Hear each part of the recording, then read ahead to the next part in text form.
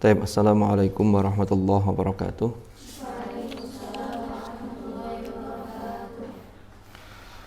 Alhamdulillahi wa kafa wa salamun ala ibadihi alladhina astafa, amma ba'd.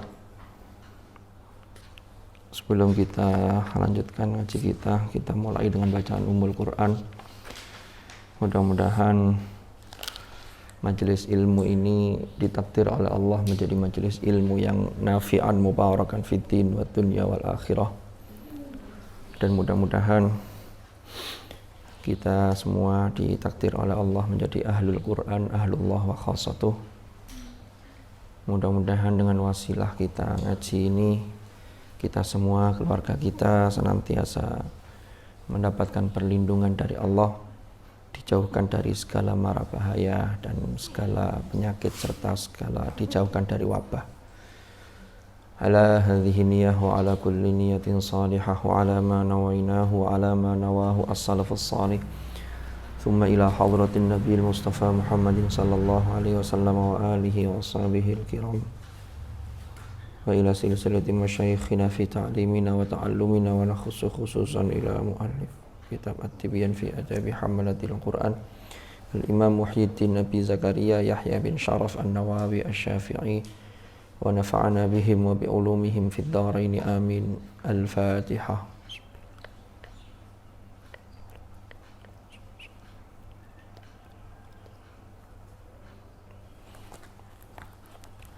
Bismillahirrahmanirrahim. Masih lanjutkan yang kemarin, Al-Bab As-Sadis fi Adabil Qurra. Sampai mana kemarin? Faslun ya.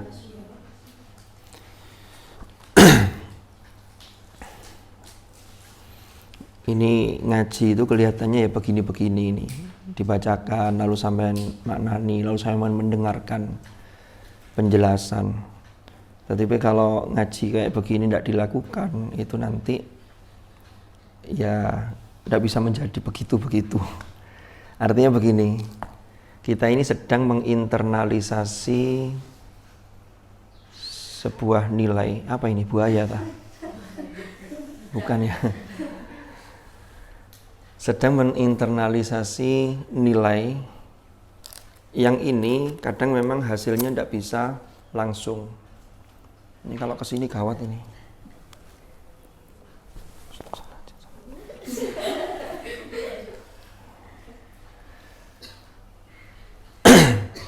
Mungkin pengen ikut ngaji. Jadi memang hasilnya tidak bisa langsung. Tapi nanti sekian tahun yang akan datang ketika kalian sudah boyong dari pesantren ini, sudah beraktivitas di masyarakat masing-masing, kembali ke rumahnya menjalankan peran. Ini nilai-nilai yang kita internalisasi ketika di pesantren itu nanti akan digunakan, akan terpakai. Dan kadang setiap orang tuh jadi tidak sadar nilainya ini sedikit demi sedikit masuk ke dalam diri kita. Baru nanti dipraktekkan. Kalau tidak pernah ngaji sama sekali itu nanti di masyarakat menjadi orang yang menyesal. Yang ngaji yang kurang serius saja kadang-kadang ketika pulang itu menyesal. Waduh, kenapa kok saya dulu tidak lebih serius? Yang boyong sebelum khatam, kenapa dulu saya kok belum khatam sudah boyong? Kenapa kok belum khatam? Kenapa kok saya dulu tidak sregep? Tahu sregep ya? Tidak rajin. Yang sudah khatam belum lancar ketika boyong, aduh kenapa dulu kok nggak di pondok saya melancarkan, dan seterusnya. Jadi penyesalan itu ada, tinggal seberapa besar itu nanti kembali ke sampean masing-masing.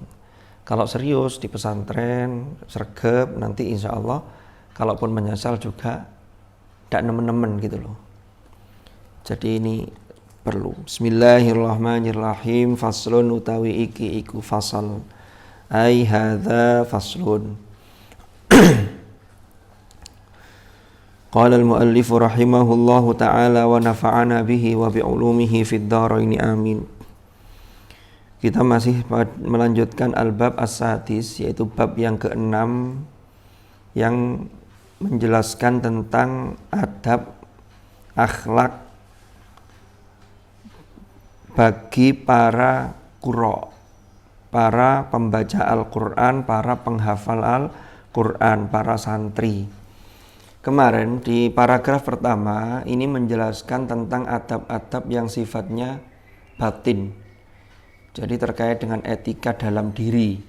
Di antaranya adalah ikhlas, lalu menjaga yang disebut dengan mura'atul adab ma'al Quran. Lalu ketika ngaji itu menghudurkan hati, karena orang yang ngaji itu sesungguhnya dia bermunajat kepada Allah. Kemarin saya sampaikan, kalau Anda ingin berbicara dengan Tuhan, maka caranya dengan sholat. Karena sholat itu kata Rasulullah, mi'rajul mu'minin. Sholat adalah mi'rajnya orang-orang beriman. Tapi kalau Anda ingin Allah berbicara dengan Anda, maka caranya membaca Al-Quran. Jadi begitu. Saya teringat satu kisah di dalam surah Toha. Di surat Toha ada yang sudah sampai juz 16 ya. Siapa yang sudah hatam ini? Juz 16 ada yang sudah sampai? Sudah ya? Hampir. Sekarang juz berapa? Juz 6. Tinggal belasnya kan berarti. Di juz 16 itu betapa Nabi Musa itu ketika diajak ngobrol sama Tuhan itu senang dan tidak ingin berhenti. Seseorang itu kalau diajak ngobrol dengan orang yang dia punya rasa senang, itu 1 jam 2 jam itu tidak terasa. Sama kayak sampai ngaji begini ini. Kalau Anda menikmati, maka ketika melihat jam itu komentarnya begini, loh kok sudah jam 6. Tapi kalau Anda tidak menikmati, sampean tidak menikmati, ngaji karena terpaksa malas, kok cik jam 5 rasanya suwi begitu. Tapi kalau Anda menikmati itu tidak terasa cepat. Sama kayak Anda deres itu kalau menikmati, wah, tidak terasa. Lama tapi rasanya sebentar. Tapi kalau tidak menikmati, itu baru 10 menit, itu rasanya sudah gak karu-karuan. Ya sing ngantuk lah, sing inilah, dan seterusnya.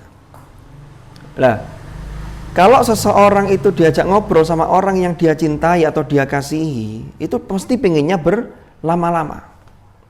Nabi Musa itu ketika mendapatkan wahyu, jadi setelah beliau ini melakukan perjalanan dari Madian, lalu memiliki istri yang istrinya Nabi Musa itu adalah putrinya Nabi siapa? Nabi siapa istrinya Nabi Musa itu? Putrinya Nabi siapa? Nabi siapa? Loh, ini lupa apa enggak berani jawab? Enggak pernah baca buku yang kisah 26 Nabi itu? Yang dijual di bis-bis 5 ribuan itu. Putrinya Nabi siapa? Istrinya Nabi Musa itu.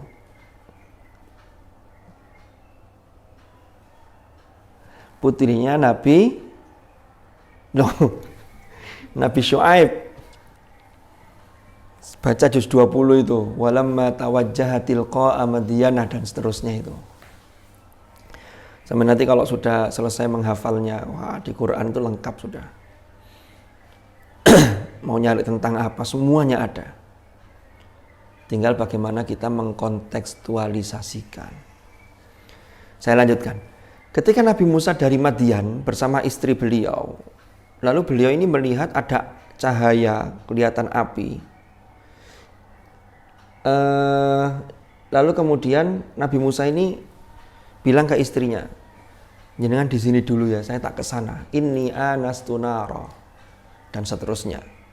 Singkat cerita, lalu Nabi Musa naik ke atas bukit Tursina itu, lalu termasuk disuruh melepas sandalnya. Fakhla'na 'alaik innaka bil wadil muqaddasi tuwa. Lalu turun wahyu pertama ketika Nabi Musa dilantik sebagai nabi dan rasul. Wa ana akhtartuka fastami' lima yuha. Innani anallah la ilaha illa ana fa'budni wa aqimis salata li dzikri. Innani anallah, sesungguhnya aku adalah Allah. Nah, lalu Nabi Musa mendengar suara Tuhan.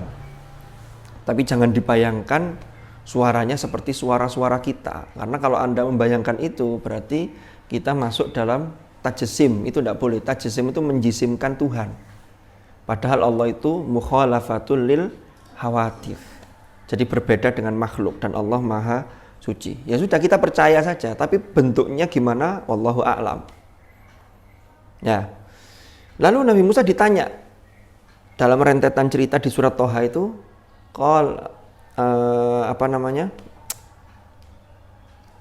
ditanya, wa ma tilka biyaminika ya Musa. Apa yang ada di tangan kananmu itu wahai Musa? Nabi Musa itu tangan kanannya bawa apa? Tongkat.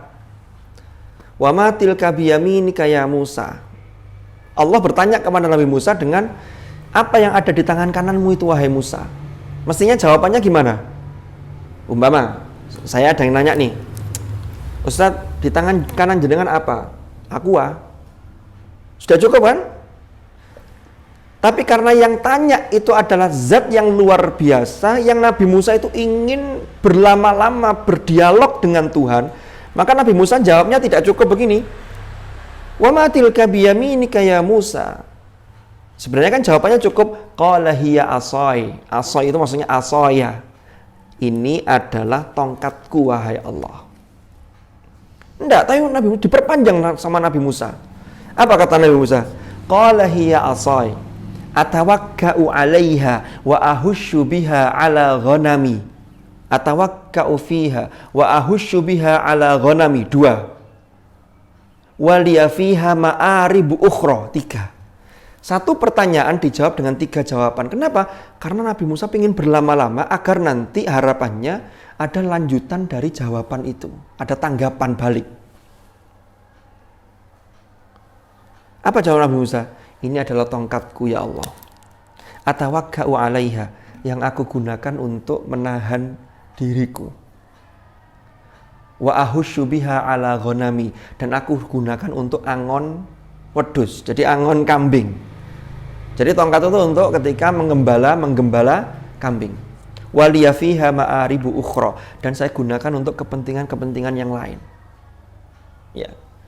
Loh, ini Nabi Musa saja ditanya satu, itu pengen jawabnya banyak karena ingin lama berdialog dengan Tuhan. Lah sampean sudah disiapkan oleh Tuhan, kilorek. Diturunkan kitab suci Al-Quran. Ini kalamullah. Kalau Anda ingin berlama-lama Tuhan bicara dengan Anda, dialog dengan Anda, maka tidak ada lain kecuali kita perbanyak membaca Al-Quran. Lalu Nabi Musa saja kepingin, maksud sampean sudah disiapkan kok deres kok males. Ini kan berarti keliru. Gitu loh maksud saya. Jadi seseorang itu kalau disapa dengan orang yang Anda punya rasa, entah rasa cinta, entah rasa kagum, entah rasa apapun, itu senang, ngobrol itu senang. Mama, ada guru yang guru kalian itu sampean tuh senang diajar beliau, penjelasannya enak, ya kan? Itu sampean apa istilahnya? Ngefan apa ngefan itu? Umpama ngefan dengan beliau. Lalu sampean dipanggil ditanya gini. Itu pulang itu membekas sekali. Senang begitu. Bahkan kadang-kadang cara ngajarnya guru bagaimana, cara menyampaikannya itu ditirukan, tapi ditirukan dalam konteks bukan untuk menghina atau merendahkan, tapi dalam konteks sangat gandrung dengan guru kita itu, senang. Karena murid itu macam-macam, ada murid itu yang tidak senang gurunya ditirukan juga, sambil ditambah-tambahi begitu. Ada yang begitu itu. Kalau dulu ada, kalau sekarang tidak ada.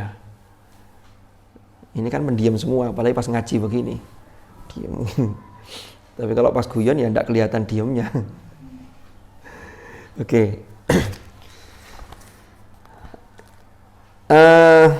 Hatinya hudur. Jadi hatinya hudur termasuk etika atau adab atau akhlak ketika seseorang ngaji. Dan ngaji itu memposisikan diri dengan sikap ihsan. Kemarin sudah kita jelaskan. Nah sekarang adab yang terkait dengan etika-etika zahir yang luar. Apa itu? Wayambagi. Nah kita lanjutkan. Ada pertanyaan? Wayambagi dan seyogyanya. Ini Mbak Mumut mana ini? Oh, ada di pondok atau pulang? Di? Oh, sudah lama? Ada yang nungguin? Dari teman-teman pondok? Wayam bagi dan seyogianya, seharusnya. Idza arada apabila berkehendak, apabila berkeinginan, apabila karep sapa qari al-qira'ata ing membaca Al-Qur'an. Wayam bagi idza arada al-qira'ata opo an yunadzifa, seyogianya opo an yunadzifa agar membersihkan faha mulut, agar membersihkan sapa qari faha mulut bisiwaki kelawan siwak atau dengan siwak wa ghairihi dan selain siwak.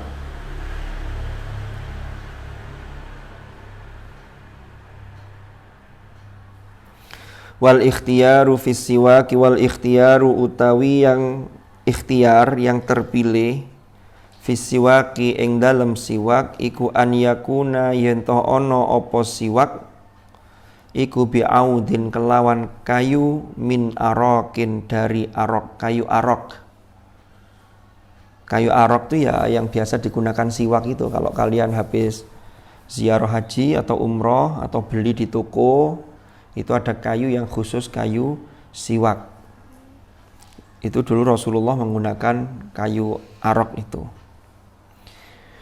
Tapi juga boleh, umpama ndak nemu kayu itu, wayajuzu dan boleh bisa iril aidan kelawan semua jenis kayu.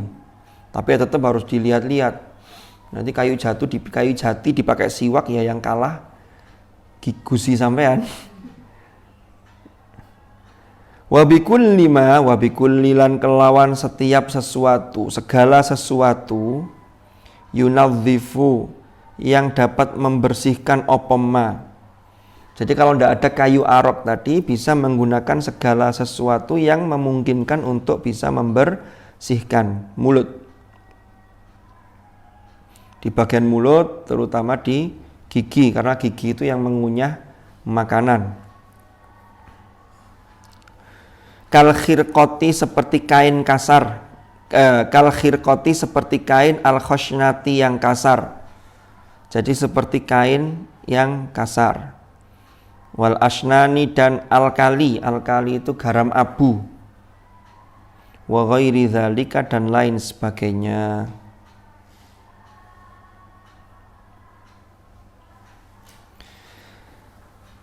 Memang kalau dulu zaman Rasulullah Sallallahu Alaihi Wasallam itu siwaknya yang menggunakan kayu arok tadi itu.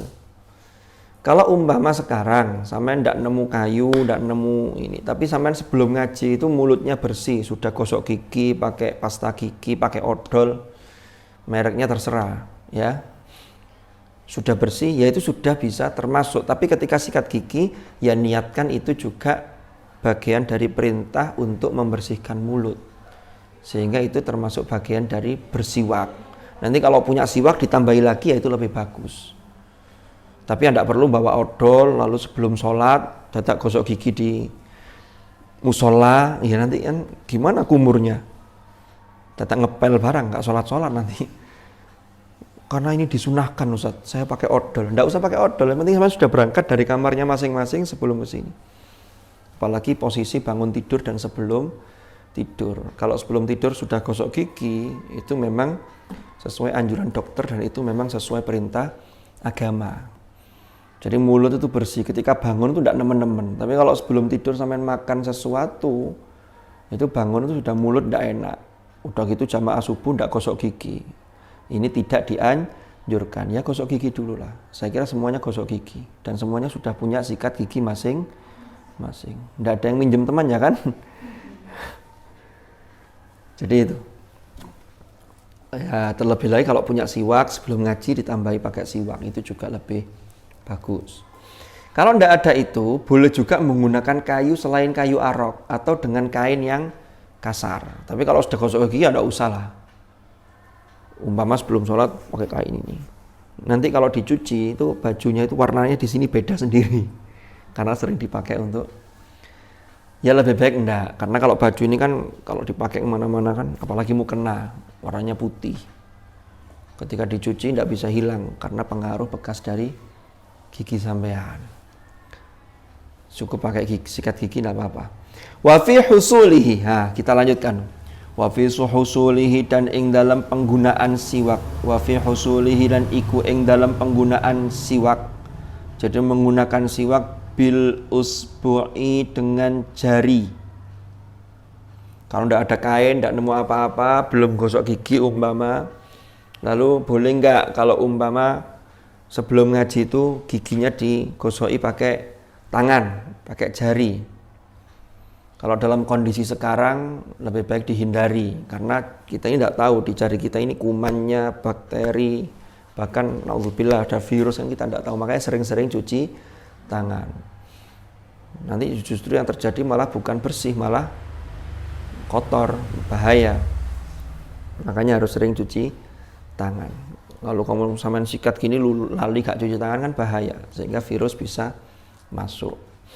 Kan bagian bahaya kan mata, hidung, mulut kan bahaya. Makanya Allah itu sudah membuat mekanisme yang luar biasa. Ketika seseorang bersin itu kan mengeluarkan virus. Jangan dihadapkan ke teman, itu etika bersinnya namanya bersin yang tidak beretika. Tutup pakai tangan atau pakai tisu atau pakai siku gini. Kalau pakai tangan gini lebih baik jangan, karena tangan kan sering menyentuh. Jadi gini. Itu saja mekanisme tubuh kita. Kalau orang bersin itu sampean mesti merem. Sampean melek-melekkan. Hazim gitu ya umpama ya, bersin ya. Itu gak iso, mesti gini. Saya pernah nyoba pas nyupir mobil, bukan mobil-mobilan. Itu bersin, saya melekkan nggak bisa, mesti dalam sepersekian detik itu merem. Ketika Hasim, gitu ya. Kenapa? Kok mekanismenya ini merem? Itulah mekanisme yang dibuat oleh Tuhan secara sunnatullah agar virus yang keluar melalui mulut kita itu tidak masuk melalui mata. Makanya mata itu otomatis memejamkan itu. Jadi luar biasa itu mekanisme tubuh kita itu. Sama kamu kalau bersin ya ditutup gini, tapi tetap. Tapi jangan bersin itu ditahan.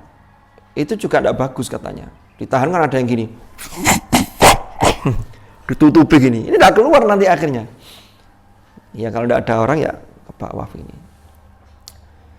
Jadi ini ada etika-etika yang harus kita patuhi. Oke, kita lanjutkan. Bagaimana menggunakan atau bersiwak menggunakan jari-jari al-khosnati yang kasar.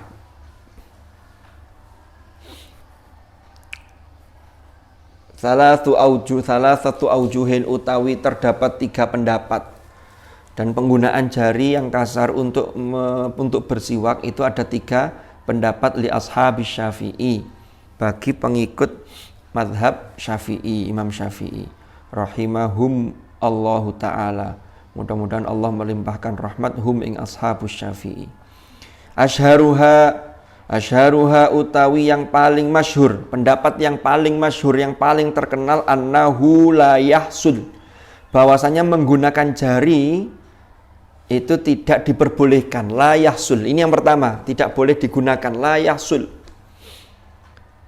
ini pendapat yang paling masyhur, karena tadi itu termasuk alasannya saya kemukakan, hikmahnya, apalagi pada saat sekarang-sekarang ini. Apalagi menggunakan jari temannya, ini jangan. Jarinya sendiri saja, temannya apa mau? Saya pinjam jari sampean, kenapa kok pinjam? Untuk siwakan, gosok gigi saya. Kenapa kok pinjam? Lah jari saya halus ya, jari sampean kan lebih kasar. Kan jari seseorang itu beda-beda, tergantung apa yang dia lakukan. Kalau yang biasa kerja kasar, umpama sering nyapu, itu kapalan di sini biasanya. Tahu kapalan ya? Orang Jawa bilang kapal itu ada kasarnya.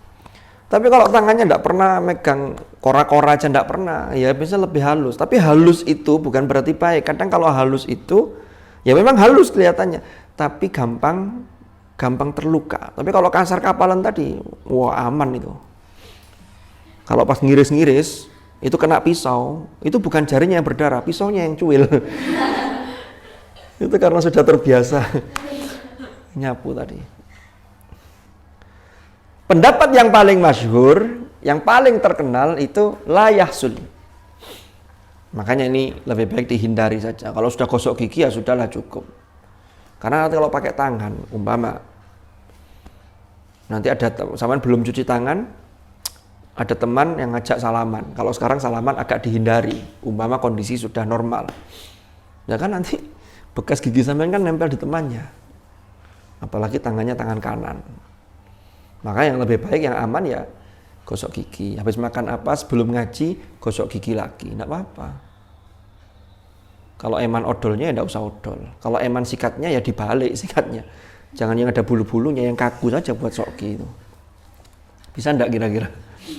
Bisa, tapi gusinya bisa berdarah. Lawang kecokrok sikat saja bisa berdarah, bisa jadi sariawan ya. Kadang sariawan itu kan penyebabnya macam-macam, bisa karena stres. Ada orang tuh yang sering sariawan, bahkan kalau sariawan tuh langsung 3. Sini. Itu penyebabnya macam-macam itu. Bisa karena pikiran. Makanya jangan gampang stres. Karena bawaan juga bisa. Nah, yang orang model begini ini mungkin asupan vitamin C-nya yang ditambah. Bisa juga karena tidak sengaja gosok gigi tadi, cepet-cepet. Wis. Ini kadang-kadang mulai kena tul saja, itu nanti melebar jadi sariawan.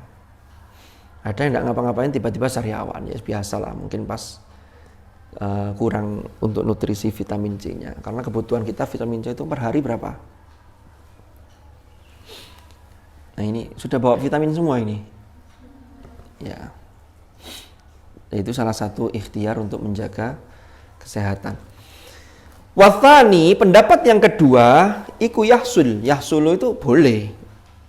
Kalaupun boleh ya harus diperhatikan betul kalaupun mengikuti pendapat yang ini. Jangan asal menggosok menggunakan jari-jari. Kalau saya ya lebih baik dihindari, pakai yang gosok gigi aja. Wathalith, pendapat yang ketiga, yahsul in lam yajid ghairuha.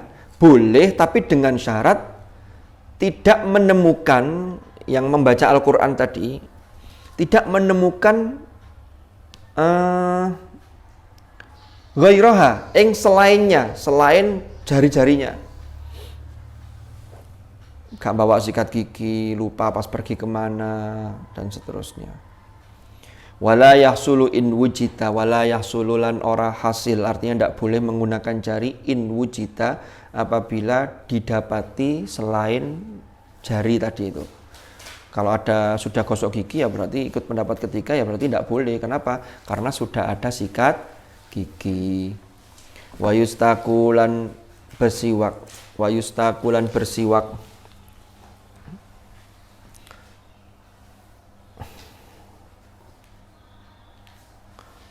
Ardhon mubtadian ing ardhon ing paparan atau arah paparan ya, mubtadian kang pertama bil janibil aimani min famihi, kelawan sisi yang kanan dari mulutnya. Maksudnya begini, seseorang itu bersiwak, seorang qori, seorang pembaca Al-Quran itu bersiwak dimulai dari arah dari gigi yang depan yang sebelah kanan. Jadi gini. Jadi nggak mulai kiri, ini aturannya. Jadi aturannya dimulai sebelah kanan, termasuk gosok gigi. Jadi kalau gosok gigi dimulai dari sebelah yang depan sebelah kanan dulu, seret, belakang, kanan kiri. Jadi etikanya dimulai dari yang sebelah kanan. Wayanwi, dan berniat sopo qori bihi kelawan siwak opo al ityanu bis sunnah, melaksanakan sunnah, tradisi baik yang dicontohkan oleh Rasulullah. Jadi kalau Anda gosok gigi atau bersiwak, maka niatkan dalam hati bahwa ini adalah ittiba kepada Rasul, sehingga mendapat pahala kesunahannya. Pokoknya hidup itu, apapun yang kita kaitkan dengan Allah, kita niatkan, maka di situ insya Allah menjadi sesuatu yang bernilai ibadah. Sampai makan, jangan niatnya biar kenyang, enggak. Bismillahirrahmanirrahim, saya makan agar punya kekuatan untuk melakukan ibadah dengan wasilah makanan yang kita makan. Makanya doanya Allahumma barik lana, kan begitu. Kalau makanannya itu barokah, itu diajak melakukan kebaikan tuh enteng. Makanya di Al-Quran tuh ada ayat, ya ayyuhar rusul kulu minat thayyibati wa'malu sholihah. Wahai para rasul, kulu minat thayyibat, makanlah dari makanan-makanan yang thayyibat. Thayyibat itu apa? Thayyibat itu mesti halal. Kalau halal belum tentu thayyib. Pernah saya jelaskan nggak di majelis ini dulu? Nah, ini saya ulangi mungkin bagi yang belum tahu. Kenapa? Karena makanan yang halal itu akan mendorong kebaikan sekaligus yang thayyib. Yang thayyib itu gizinya tercukupi, kebersihannya oke. Lalu proporsional. Proporsional itu apa? Ya tidak berlebih. Biasanya kalau di pondok, enggak tahu kalau di sini ya. Kalau di pondok itu kadang-kadang karbonya terlalu banyak. Sementara proteinnya kurang, sayurnya kurang. Segone munjung gitu. Itu kadang-kadang jadi ngantuk. Makanya lanjutannya ayatnya wa'malu sholihah, dan lakukan amal-amal soleh. Berarti ada kaitan antara makan dengan perbuatan seseorang. Kalau yang dimakan naudzubillah barang haram, itu diajak baik itu wabot. Orang lebih gampang untuk melakukan keburukan, naudzubillah. Makanya betapa nanti kalau jadi orang tua, itu makanan yang masuk kepada anak itu harus betul-betul dipastikan kehalalannya. Ya, haram halal, jadi kehalalannya. Nah, halal nanti ada halal yang secara zati, ada yang hukmi. Ya, kalau yang zati halal, ya makan daging kambing itu halal. Kalau babi itu jelas haram. Tapi kalau yang hukmi, umpama makan sate, tapi satenya hasil mencuri, maka satenya secara zatnya halal, tapi hukumnya haram. Ini juga bisa membahayakan. Oke, kita lanjutkan. Wayanwi bihi al-ityanu bis sunnah. Wayanwi, gini aja.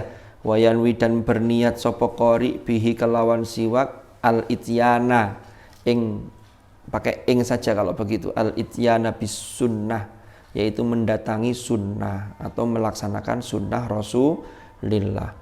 Qala ba'dul ulama'i, qala berkata sapa ba'dul ulama'i, sebagian ulama, yaqulu indas siwak, kata sebagian ulama ketika bersiwak maka ada doanya. Yaqulu, berdoa indas siwak, ketika menggunakan siwak, Allahumma barik li fihi ya arhamar rahimin.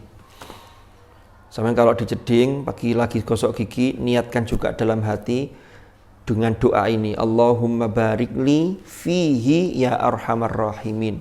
Jadi dengan menggosok gigi, dengan bersiwak itu kita meminta keberkahan kepada zat yang paling welas asih, ya arhamar rahimin. Wahai zat yang paling kasih sayang di antara orang-orang yang kasih sayang. Qala al-Mawardi, qala berkata sapa al-Mawardi, Imam al-Mawardi min ashabi Syafi'i, yang termasuk madhab Syafi'i. Jadi Imam Mawardi itu termasuk ulama bermadhab Syafi'i.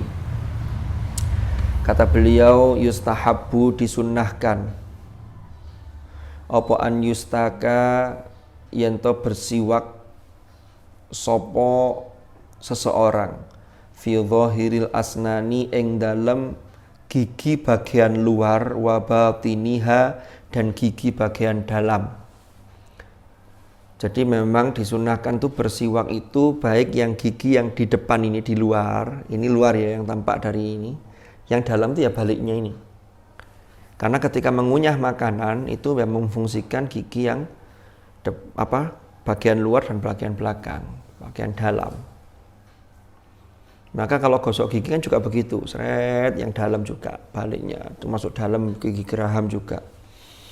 Jadi tidak hanya depan-depannya tok, tapi sama yang dalam. Ini yang disunnahkan kata Imam Al-Mawardi. Wa yumirra, maksudnya yustahabu an yumirra. Wa yumirra, dan menyikat.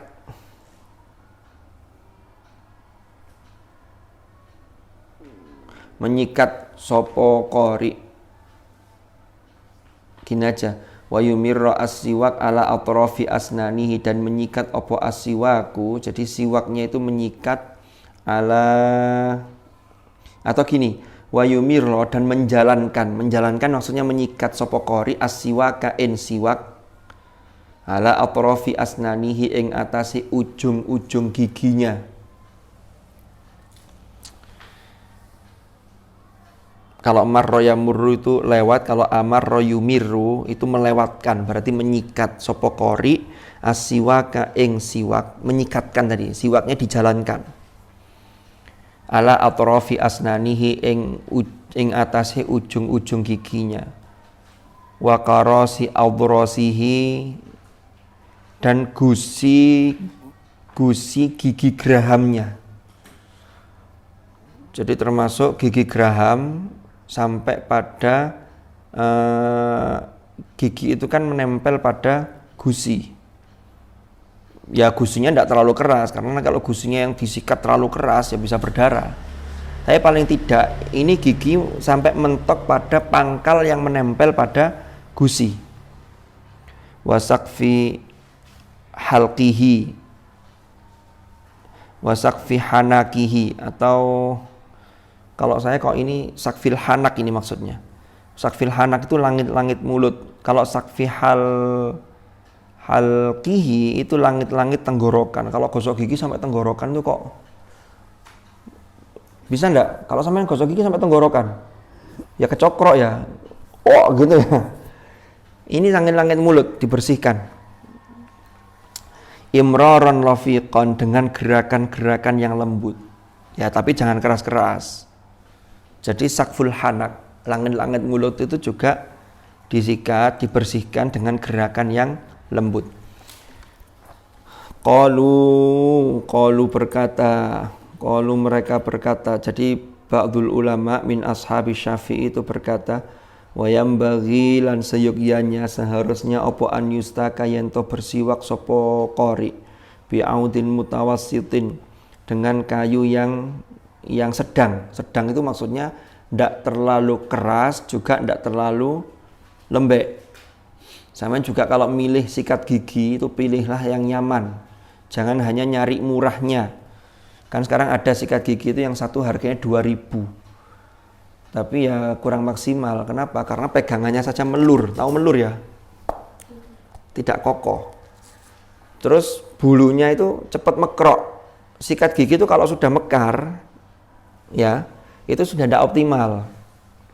Maka cari yang harga, ini kok promosi sikat gigi jadinya.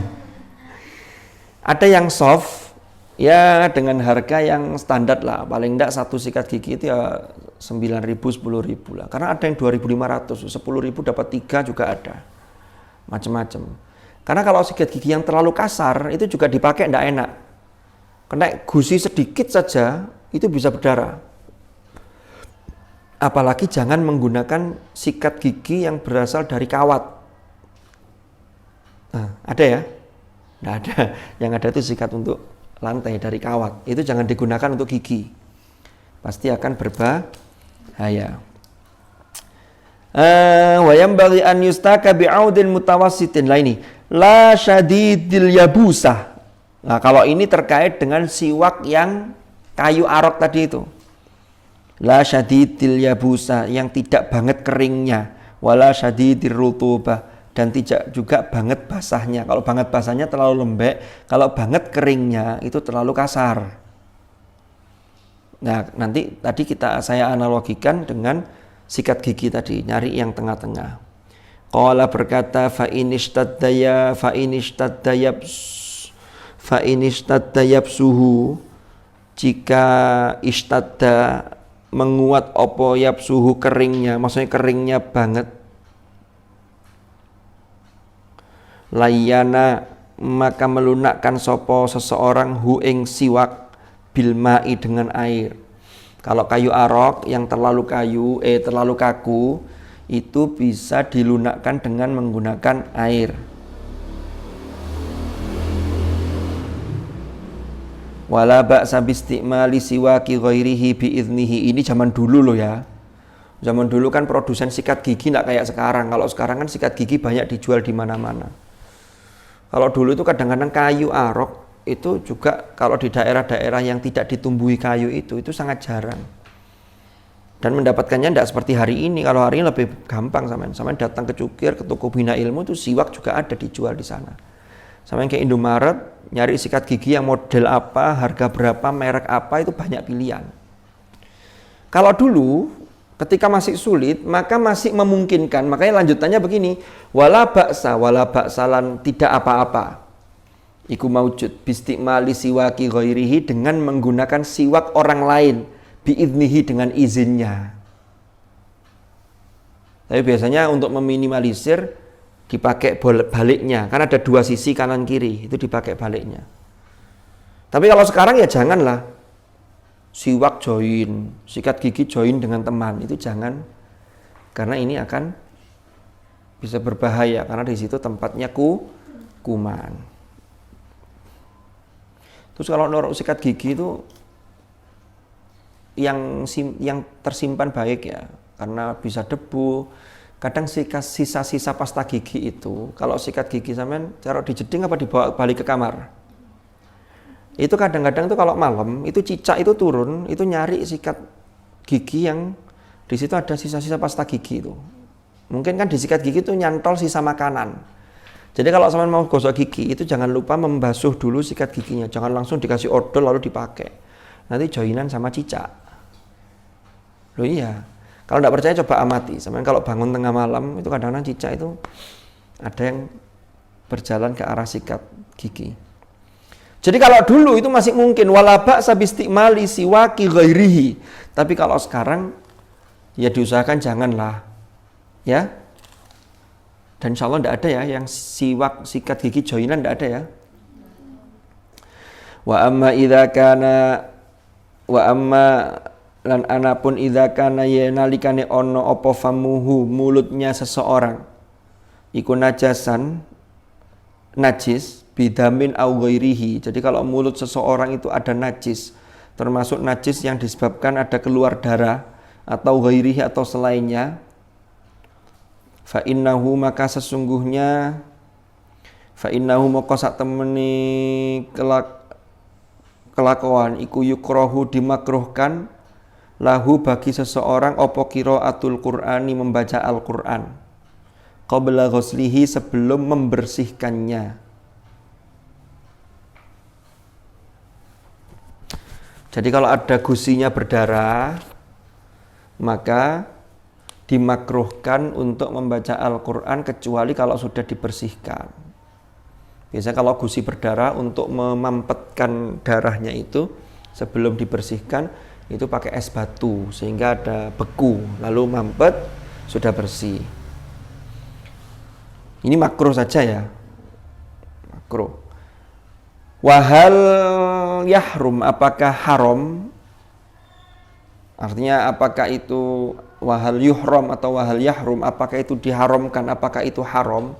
Qala Ar-Ruyani, Imam Ar-Ruyani berkata, min ashabi Syafi'i, Imam Ar-Ruyani itu termasuk ulama yang bermadhab Syafi'i. Anwalidihi, jadi meriwayatkan dari orang tuanya, kata beliau, yahtamilu wajahaini,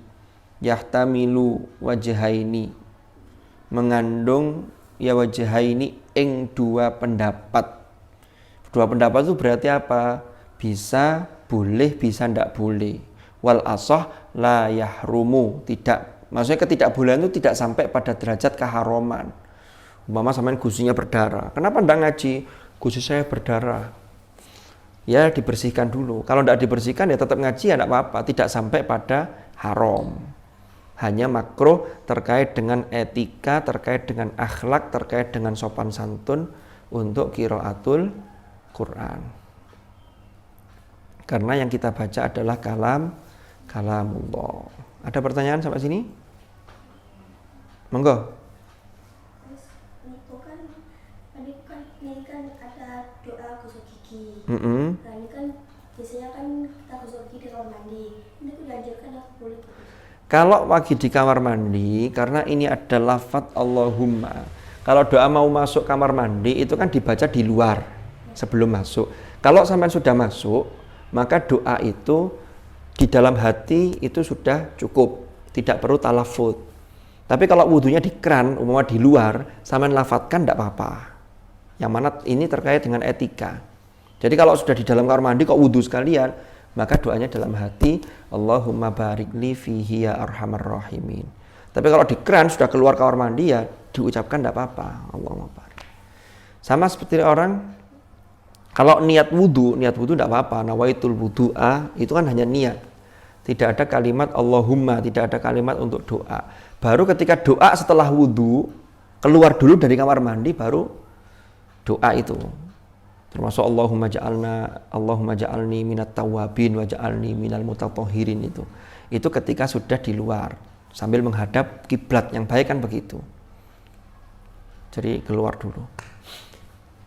Sama kayak begini, ketika di kamar mandi itu yang baik ya wudhunya itu setelah sampean mohon maaf menggunakan pakaian. Jadi baru wudhu, itu baiknya begitu. Tapi kadang ono sing kesuwen wis sekalian wudhu baru pakai pakaian. Itu tidak apa-apa, cuman yang lebih bagus etikanya wudhu itu sudah berpakaian baru wudhu. Gitu. Oke, yang lain?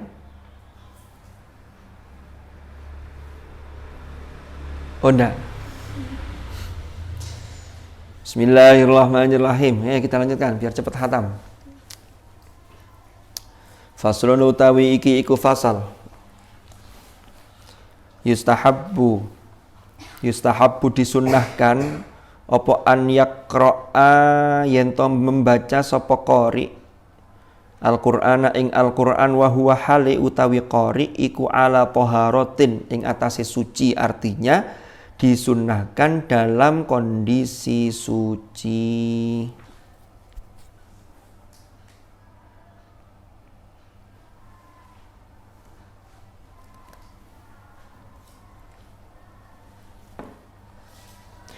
Fa in qara'a maka jika membaca sapa qari muhditsan hale dalam kondisi hadas. Kalau ada orang baca Al-Qur'an dalam kondisi hadas, ini hadas kecil ya. Nanti kalau hadas besar, haid bagaimana? Nanti ada penjelasannya. Kalau dalam kondisi hadas lalu dia membaca, sampean enggak punya wudu, hadas kecil, pengen deres, yang sudah hafal Bismillahirrahmanirrahim, la uqsimu biyaumil qiyamah umpama, maka jaza boleh bi ijma'il muslimin, sesuai dengan ijma'nya para ulama, termasuk ijma'nya orang-orang Islam.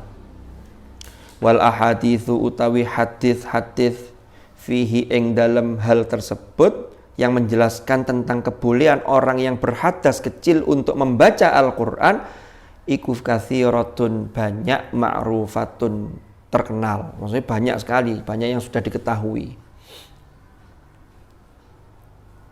Bedakan antara membaca dengan memegang mushaf, beda loh ya. Kamu baca, iya, tapi bacanya enggak megang, enggak ada masalah. Cuman ganjarannya separuh. Itu kalau hitung-hitungan kalkulasi pahala, kan eman. Maka sebagai seorang santri, ya memang kalau perempuan itu lebih perjuangannya lebih dibanding laki-laki dalam hal menjaga wudhu. Karena perempuan kalau mau wudhu itu kan dadak menano jilbab umpama begitu. Tapi kalau bisa sampean berangkat ke sekolah itu punya dalam kondisi suci. Kalau sekarang kan belum berangkat ke sekolah. Kalau mau daring juga sama. Kenapa? Karena sedang menyerap ilmu. Kalau dalam kondisi suci itu insya Allah ilmu itu lebih mudah masuknya. Innallaha yuhibbut tawwabin wa yuhibbul mutatahhirin. Kalau sampean dalam kondisi haid, saya haid kok enggak usah wudu.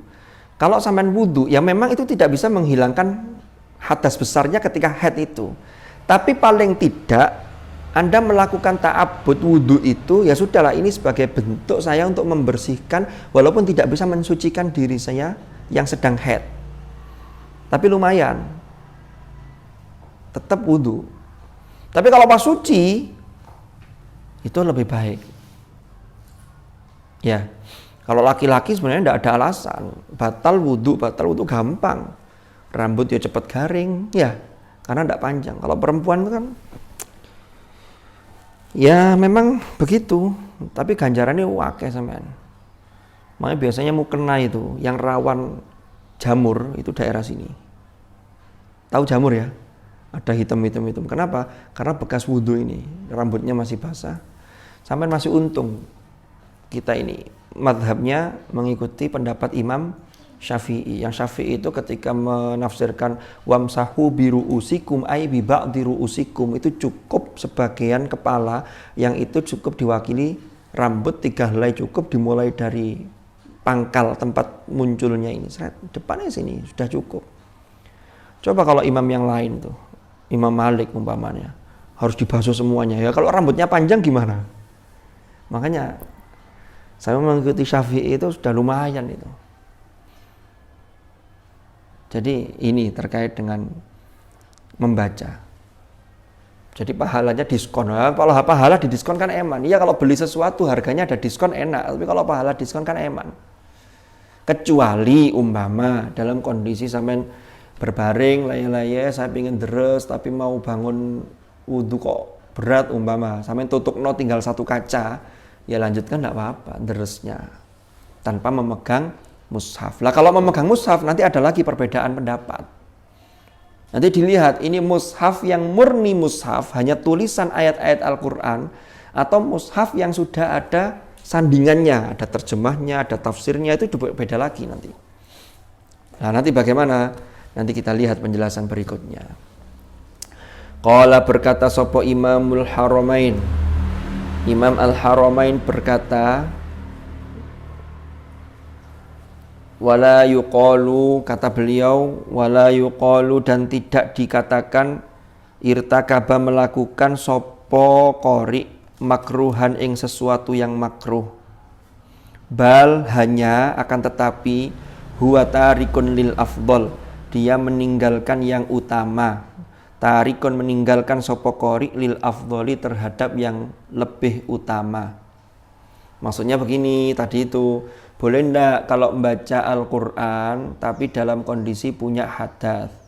Kata Imam Haramain, boleh, itu ndak makruh, hanya dia berarti meninggalkan yang lebih utama, yang lebih afdol. Fa illam yajid, maka jika tidak menemukan sapa qori al-ma'a ing air, tayammama, maka bertayamum sapa qori. Kalau tidak dapat air, maka tayamum. Di Al-Quran itu ada ayat di surah Al-Ma'idah ayat 6, ayat perintah tayamum itu. Falam tajidu ma'a fatayammamu sa'ida. Imam Syafi'i itu pinter, sehingga beliau dalam fikih, kalau sampai ngaji fikih takrib, itu di sana penjelasannya, kata Imam Syafi'i itu, salah satu syarat tayamum itu seseorang itu harus sudah mencari air. Tidak boleh tidak nyari sama sekali, sama di musola ini. Mau ngaji tapi nggak punya wudhu. Wes saya tak tayamum aja, langsung nyari debu di lantai-lantai ini. Umpama begitu. Boleh enggak? Enggak boleh. Kenapa kok enggak boleh? Karena sampean belum nyari air. Coba cari air ke jeding. Oh, ternyata ada banyak. Maka kenapa Imam Syafi'i mensyaratkan harus nyari dulu? Karena Al-Quran redaksinya menggunakan falam yajidu ma'a. Orang yang menemukan itu mesti sudah mencari. Wajada yajidu itu mesti mencari. Makanya dalam kata-kata mutiara Arab itu ada ungkapan man jadda wajada. Barang siapa yang bersungguh-sungguh dia akan mendapati. Seseorang mendapatkan itu mesti sudah mencari. Orang yang mencari ilmu, makanya disebut mencari, nanti dia akan mendapatkan. Kalau ilmunya tidak dicari, ya tidak datang. Karena mencari ilmu itu harus ada usaha secara kasbi. Secara zahir didukung dengan perangkat batin, nanti akan ketemu yang namanya kasbi sama laduni. Cuman pengen dapat ilmu, tapi penggaweannya tidur. Ya nanti pulang ya dapat tidurnya itu. Na'udzubillah. Jadi luar biasa kan Imam Syafi'i itu. Di Quran tidak ada syaratnya harus mencari air, enggak. Tapi Imam Syafi'i itu pinter melihat dari falam tajidu ma'an apa yajidu itu ayatnya. Wa in kuntum junuban fatahharu wa in kuntum marda aw ala safarin aw jaa ahadum minkum aw lamastumun nisa falam tajidu. Kan begitu ya? Ma'an falam tajidu. Jadi falam tajidu ma'an fatayammamu. Tajidu ya falam tajidu, dan kalian tidak mendapati air, maka fatayammamu sha'idan thayyiba, maka bertayamumlah dengan menggunakan debu yang thayyib, yang bersih, yang baik. Jadi ini terkait dengan fa illam yajid al-ma'a tayammama. Ada pertanyaan sampai sini? Oke.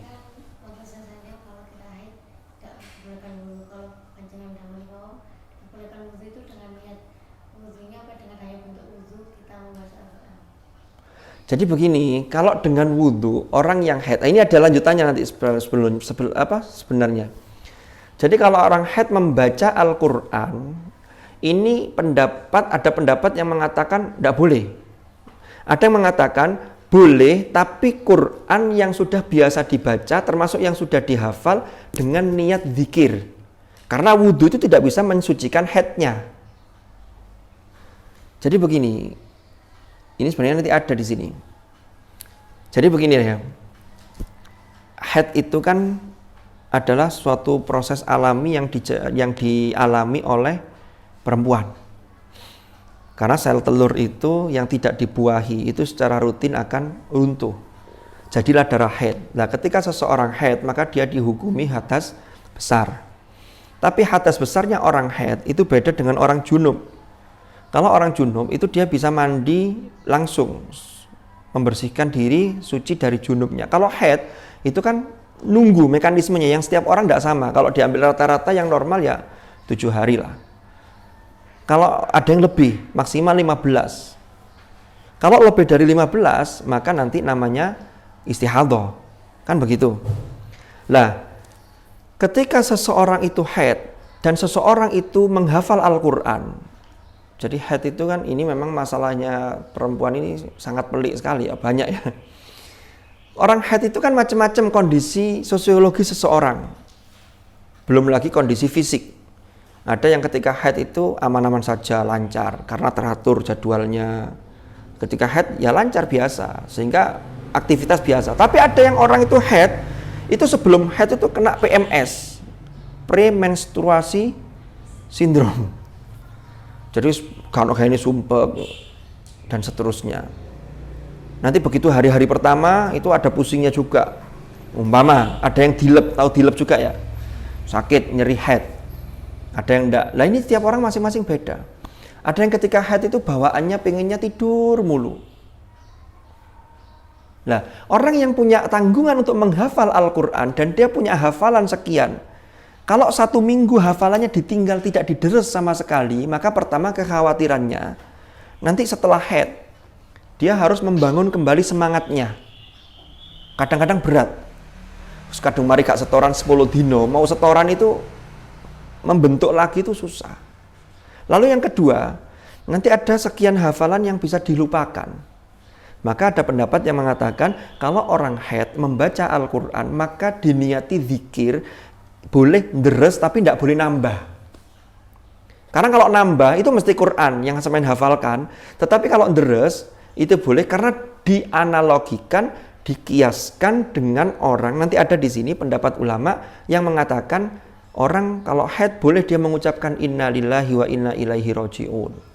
Boleh dia mengucapkan alhamdulillah. Padahal itu juga bagian dari Al-Quran. Tapi karena sudah biasa diucapkan sebagai zikir, maka dia bagian dari zikir. Sama dapat nikmat atau bersin. Alhamdulillahi rabbil alamin. Loh, kamu haid kok baca alhamdulillah? Ya enggak apa-apa, niat di zikir. Sama kayak deres tadi itu. Lah untuk megang mushafnya yang lebih, kalau yang mushaf, yang murni mushaf, ini jangan. Enggak boleh. Maka carilah mushaf yang ada pendampingnya, ada terjemahnya. Kan begitu? Dan seterusnya. Ini orang yang sedang haid, sehingga tetap deres, tapi nambahnya stop dulu. Walaupun ada pendapat yang mengatakan ya tetap nambah, enggak apa-apa. Tapi saya lebih memilih untuk nambahnya berhenti dulu, tapi deres. Mending memurojaah hafalan-hafalan yang sudah pernah kita hafal. Itu orang yang haid tadi itu. Nah, wudhu tadi bentuknya ya hanya daripada raup. Raup itu apa? Raup itu ya hanya ini tok. Ya lebih baik wudhu. Apa istilahnya ya? Siapa tahu kita dapat barokahnya wudhu, walaupun wudhu itu tidak berfungsi untuk bisa mensucikan hadas. Karena kita sedang hadas yang lebih besar daripada sekedar hadas kecil tadi itu. Nah, sekarang kita lanjutkan. Nanti ada penjelasan lebih lanjut. Wal mustahadhatu. Saya lanjutkan dulu ya. Wal mustahadhatu utawi orang yang istihadhah fi zamani ing dalam biasanya iku al mahkum dihukumi bi annahu bahwasannya orang yang mustahadhah itu iku tuhurun suci.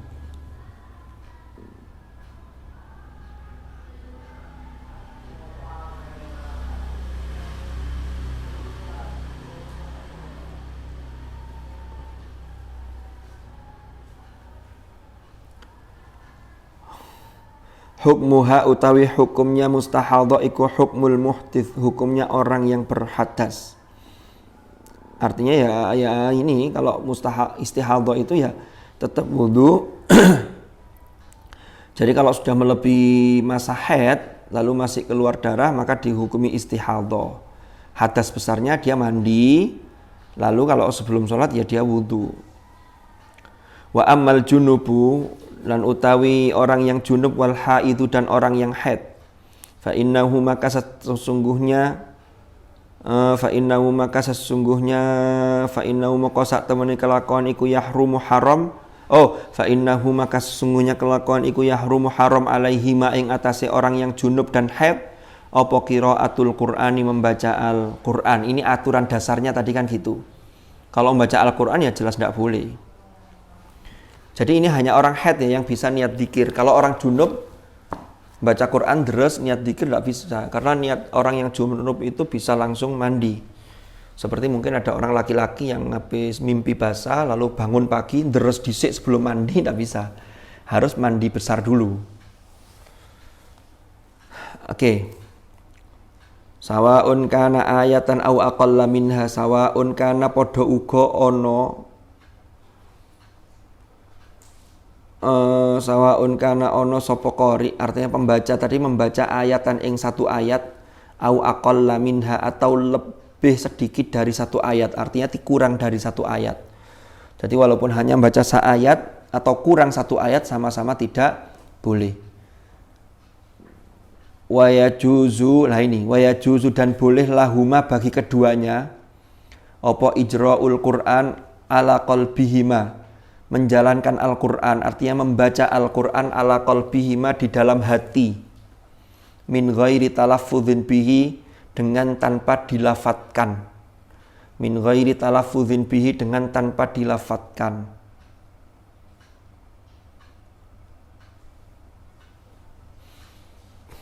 Kalau sampean mau aman, deres di dalam hati. Tapi deres dalam hati itu kadang-kadang kurang enak. Tapi kalau juz-juz yang sudah lancar, ya enak saja. Jadi sambil diangan-angan begini. Kalau dalam hati tidak ada masalah. Artinya tidak ada khilaf kayak tadi ya. Kalau tadi niatnya tadi itu, niat zikir. Wa yajuzu dan boleh lahuma bagi orang yang junub dan haid apa an-nadharu melihat fil mushafi ing dalam mushaf, boleh melihat mushaf. Harus dibedakan antara melihat dengan memegang. Memegang dengan melihat. Jadi kalau melihat itu boleh, mushaf dilihat, mushaf yang murni. Kalau HP, nah sekarang ada zaman sekarang. Kalau dulu kan belum ada Quran Android atau Quran yang di software di HP. Kalau Quran di HP itu ada yang banyak yang memperbolehkan. Kenapa? Karena ini tidak dihukumi mushaf. Kenapa? Kan itu yang tampil hanya ketika yang sampean baca di halaman itu, dan itu hanya pantulan cahaya. Sehingga itu boleh. Tetapi tetap kalau sedang ke kamar mandi, jangan pas buka aplikasinya. Oh enggak apa-apa, ini kan HP, tapi kan buka aplikasinya. Tapi kalau ditutup, di dalamnya ada aplikasi, itu enggak ada masalah. Itu kan software di dalam. Sama kayak orang hafal Quran. Loh, kamu kan hafal Quran, kenapa kok ke kamar mandi? Kan enggak boleh. Di dalam otak memori Anda ada Quran, tapi kan enggak diputer. Yang enggak boleh itu kalau kemudian itu dibuka aplikasi itu dalam Quran. Dalam jeding tadi, dalam kamar mandi. Sambil mandi sambil terus. Ya ayyuhal muddatsir qum fa'anzir. Enggak boleh. Sama kayak HP tadi. Jadi beda. Tapi ada yang tetap ikhtiyat. Ikhtiyat itu hati-hati. Maka mushaf yang ada di HP itu ya lebih baik tidak. Kecuali ada pendamping tadi itu. Tapi ada yang mengatakan, oh enggak masalah ini. Apalagi ini yang tampil hanya yang kita perlukan saja. Jadi ada beberapa pendapat. Tapi kalau dibawa ke jeding sambil HP-nya nyala, aplikasi Qur'annya tadi, ini secara mayoritas mengatakan secara etis ya tidak etis, karena ini adalah kalamullah, kan begitu. Wa imraruhu, dan boleh imraruhu mengulang-ulanginya, mengulang-ulangi bacaan alal qalbi ing atase ati, artinya di dalam hati. Kalau dalam hati tidak ada masalah.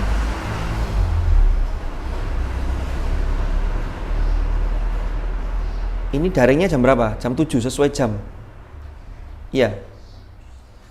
Jam berapa? 6:30. 6:30 sudah mulai. UTS, PTS. PTS apa UTS? Oh ya wes, kalau sedikit kita sudahi saja. Wa ajma'al muslimuna ala jawazi tasbih wa tahlil wa tahmid wa takbir wa salati ala Rasulillah wa ghairi dzalika minal adhkar lil junubi wal haid wallahu a'lam bisawab. Mudah-mudahan manfaat, mudah-mudahan barokah. Al-Fatihah.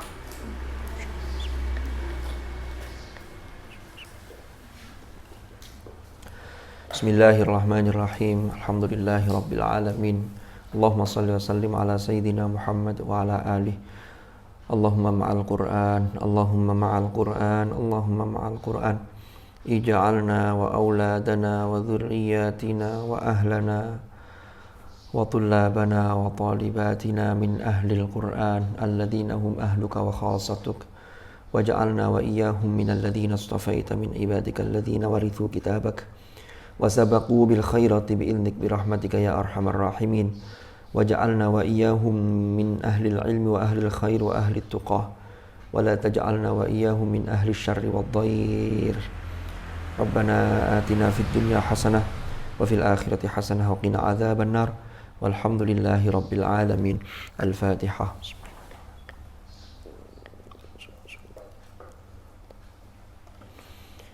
Bismillahirrahmanirrahim. Subhanakallahumma bihamdik asyhadu an la ilaha illa anta astaghfiruka wa atubu ilaik. Wa sallallahu ala sayyidina Muhammad walhamdulillahi rabbil alamin. Kurang lebih mohon maaf, mudah-mudahan manfaat, mudah-mudahan barakah. Hadanallahu wa iyyakum ajma'in. Al-'afwa minkum. Assalamualaikum warahmatullahi wabarakatuh.